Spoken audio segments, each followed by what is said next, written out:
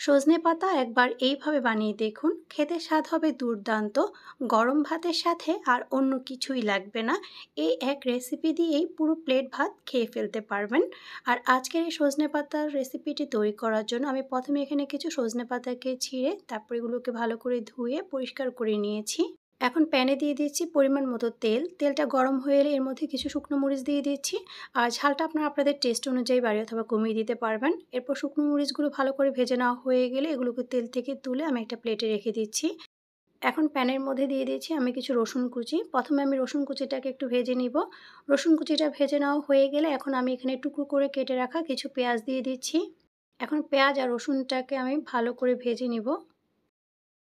পেঁয়াজ আর রসুনটা ভালো করে ভেজে নেওয়ার পর যখন বাদামি কালার হয়ে আসবে সেই পর্যায়ে এগুলোকেও আমি তেল থেকে তুলে একটা প্লেটে রেখে দিচ্ছি।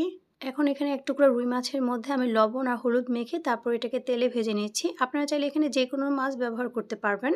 মাছটা ভেজে নেওয়া হয়ে গেলে সেটাকেও তুলে প্লেটে রেখে দিয়ে এখন আমি ধুয়ে রাখা সজনে পাতাগুলোকে ওই তেলের মধ্যে দিয়ে দিচ্ছি।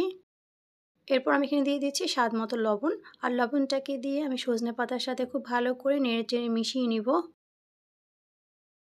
সজনে পাতাগুলোকে লবণের সাথে ভালো করে মিশিয়ে নেওয়ার পর এই পর্যায়ে আমি এগুলোকে একটা ঢাকনা দিয়ে ঢেকে দিচ্ছি। আর চুলার আঁচটাকে আমি এখন একদম কমিয়ে দিব যাতে করে সজনে পাতাগুলো ভালো করে সিদ্ধ হয়ে যায়।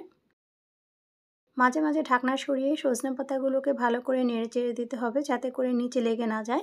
এরপর সজনে পাতাটার পানি যখন ভালো করে শুকিয়ে যাবে সেই পর্যায়ে এগুলোকে চুলা থেকে নামিয়ে নিতে হবে। আমার এখানে সজনে পাতাগুলো হয়ে গিয়েছে। এখন আমি এগুলোকে চুলা থেকে নামিয়ে একপাশে রেখে দিচ্ছি। এখন আমি ভেজে রাখা মাছের কাঁটাটাকে ছাড়িয়ে নিচ্ছি। সজনেপাতা আপনারা একবার হলো বাসায় এইভাবে তৈরি করে খেয়ে দেখবেন। একবার খেলেই কিন্তু বারবার খেতে ইচ্ছা করবে, এটা এতটাই মজার। আমি এখন শুকনো মরিচের ডাঁটাটাকে ছাড়িয়ে নিয়ে তারপর এখানে কাটা ছাড়ানো মাছটাকে দিয়ে দিচ্ছি। মাছটাকে দেওয়ার পর আমি এখানে সিদ্ধ করে রাখা সজনে পাতাটাকে দিয়ে দিচ্ছি। এখন আমি সব কিছুকে একসাথে ভালো করে হ্যান্ড ব্লেন্ডারের সাহায্যে ব্লেন্ড করে নিচ্ছি। আপনারা চাইলে এগুলোকে পাটায়ও বেটে নিতে পারেন। আমার কাছে এভাবে হ্যান্ড ব্লেন্ডারে ব্লেন্ড করতে বেশি সুবিধা লাগে আর ঝটপট যে কোনো ভর্তা তৈরি করে নেওয়া যায়। আপনারা এরকম একটা হ্যান্ড ব্লেন্ডার কিনে নেবেন আর খুব সহজে প্রতিদিন আপনাদের মন চাইলেই কিন্তু আপনারা ভর্তা তৈরি করে খেতে পারবেন। আমার এখানে সজনে পাতার ভর্তাটা তৈরি করে নেওয়া হয়ে গিয়েছে। আর এই পর্যায়ে আমি এখানে 1 চা চামচ পরিমাণ সরিষার তেল দিয়ে দিচ্ছি। এতে করে ভর্তাটার স্বাদ আরও দ্বিগুণ হয়ে যাবে। তৈরি হয়ে গেল দারুণ স্বাদের সজনে পাতার ভর্তা। একবার হলো বাড়িতে তৈরি করে খেয়ে দেখবেন। একবার তৈরি করে খেলেই কিন্তু বারবার সবাই রিকোয়েস্ট করবে আপনাকে এই ভর্তাটা তৈরি করে দেওয়ার জন্য। আর আজকের এই সহজ সজনে পাতার ভর্তা রেসিপিটি যদি আপনাদের কাছে ভালো লেগে থাকে তাহলে অবশ্যই আপনাদের ফ্রেন্ডস ও ফ্যামিলির সাথে শেয়ার করবেন। আজকে এ পর্যন্তই। আল্লাহ হাফেজ।